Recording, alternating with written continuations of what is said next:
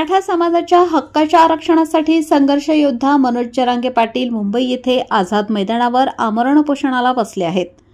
मनोज जरांगे पाटील यांचा उपोषणाला 4 दिवस झाले असून लाखो मराठा बांधव राज्याच्या कानाकोपऱ्यातून मुंबईत आले आहेत। परंतु राज्याच्या कानाकोपऱ्यातून आलेल्या मराठा बांधवांचे आंदोलकांचे हाल अपेष्टा त्या ठिकाणी केल्या जात आहेत।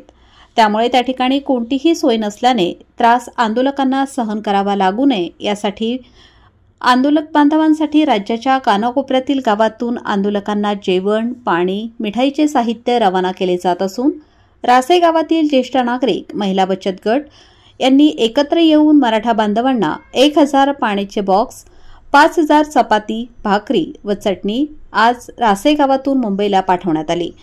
जोपर्यंत आमच्या मराठा समाजाला आरक्षण दिलं जात नाही तोपर्यंत आम्ही आमच्या मराठी बांधवांना साथ देऊ अशी संतप्त भावना जमलेल्या ग्रामस्थांनी यावेळी व्यक्त केली। सर्व मराठी बांधवांना जय शिवराय।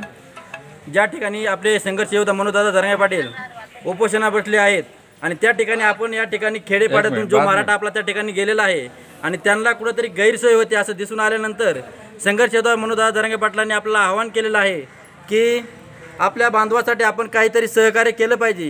त्याच अनुषंगाने रासे गावाचे जे ज्येष्ठ मंडळी असतील यांनी या ठिकाणी आवाहन केल्याप्रमाणे या ठिकाणी सर्वच गावाच्या वतीने आपण या ठिकाणी पाणी बॉटल असेल, बिस्किट असेल किंवा भाकरी असतील या ठिकाणी आपण या ठिकाणून देत आहोत। या ठिकाणी एवढंच सांगू इच्छितो की या सरकारने लवकरात लवकर आमचा निर्णय मान्य करून आम्हाला या ठिकाणी जे आमचं आरक्षण आहे त्या ठिकाणी आरक्षण दिलं पाहिजे। भरपूर जनता अशी बोलते, राजकीय लोक असे बोलतात की तुम्ही ओबीसी मधून आरक्षण देऊ शकत नाहीत, पण मी या ठिकाणून सांगतो की आमचं आरक्षण ओबीसी मध्येच आहे आणि ओबीसी मधूनच आरक्षण आम्हाला दिलं पाहिजे असं मी या ठिकाणी सरकारला आवाहन करतो आणि थांबतो। जय जय।